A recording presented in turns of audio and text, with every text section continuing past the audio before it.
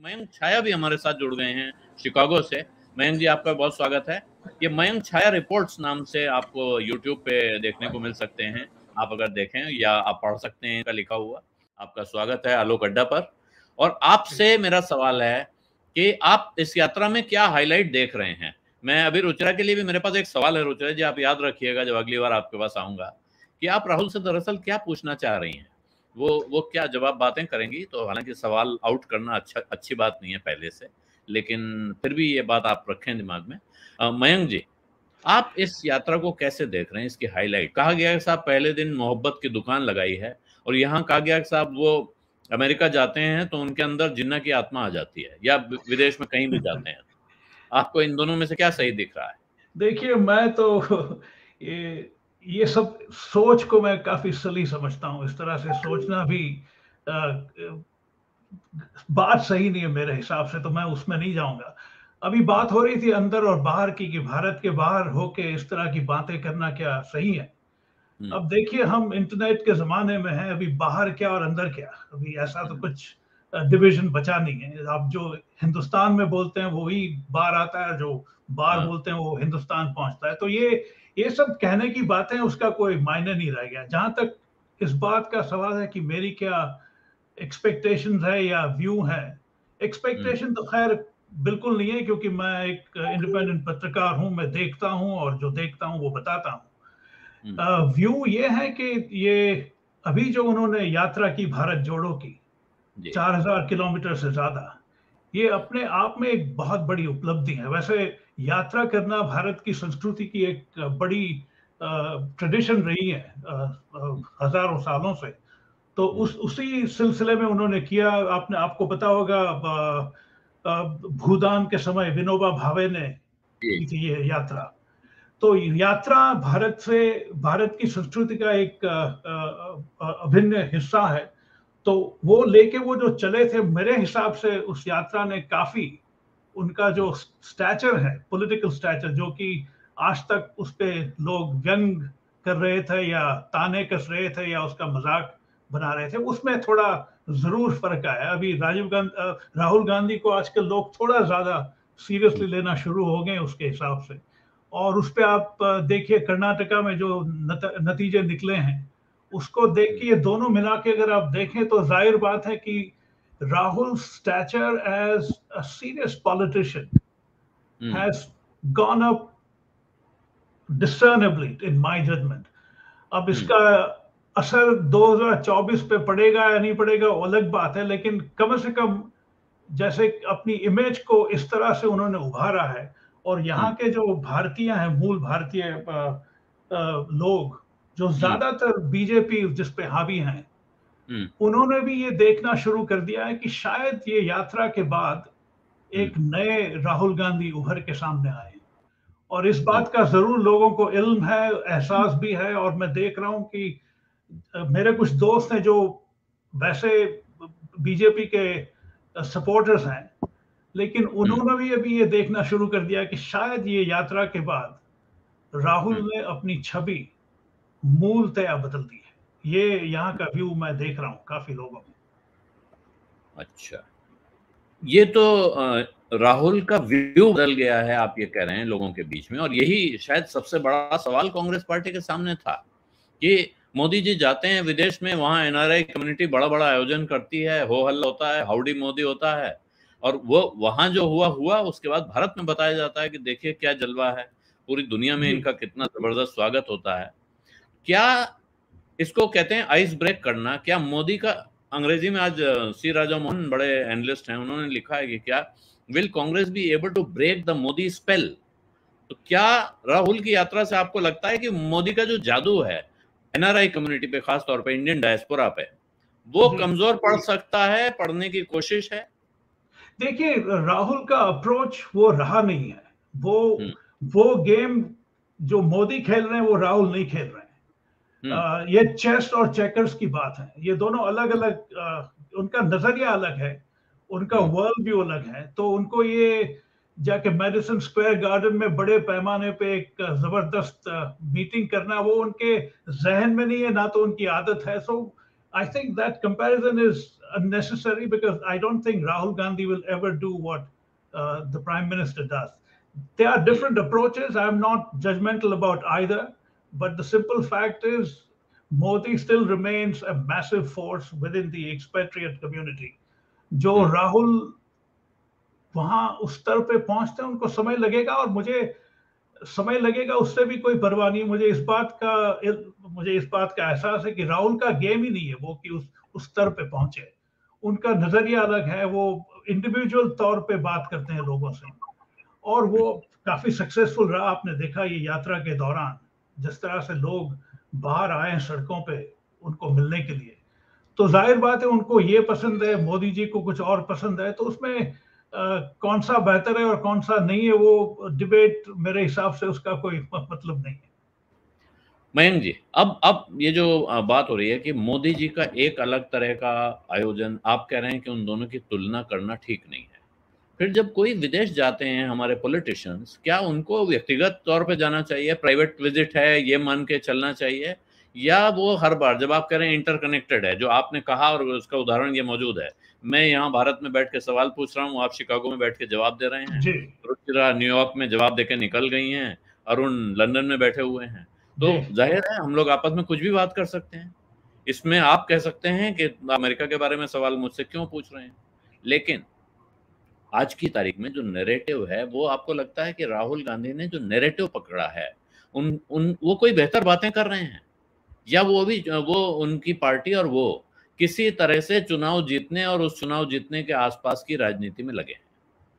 नहीं, देखिए राहुल तो मुझे नहीं लगता है कि उस तरह की बातें कर रहे हैं। वो उनका नजरिया, जहां तक मेरी समझ है, लॉन्ग टर्म नजरिया है उनका, और उनका नजरिया रोजमर्रा की राजनीति से हटके हैं, ऐसा वो चाह रहे हैं। अभी कहां तक उसमें सफल है वो अलग बात है, लेकिन फिलहाल तो लगता है कि काफी हद तक वो सफल हो रहे हैं उस मामले में। अब मोदी जी का अप्रोच हमेशा गुजरात के जब चीफ मिनिस्टर थे तब से वही रहा है कि उनको स्केल पसंद है, उनको छोटे स्तर पे करना पसंद नहीं है। अभी आप उसकी निंदा कर सकते हैं, मैं भी कर सकता हूं, लेकिन मैं सिर्फ जो हकीकत है वो बयान कर रहा हूं कि उनको स्केल क्यों पसंद है और राहुल को स्केल क्यों नहीं पसंद है। तो ये तो it comes down to personal preference. So I think both have their value and both have their flaws in my judgment. अगर राहुल गांधी को इलेक्शन 2024 में जीतने हैं तो ये उनके लिए जरूरी है कि वो भी अपना स्केल शायद थोड़ा बदलें, लेकिन उनको लगता है यात्रा के बाद जो उनकी आउटरीच हुई है उससे पूरा डिबेट बदल गया है।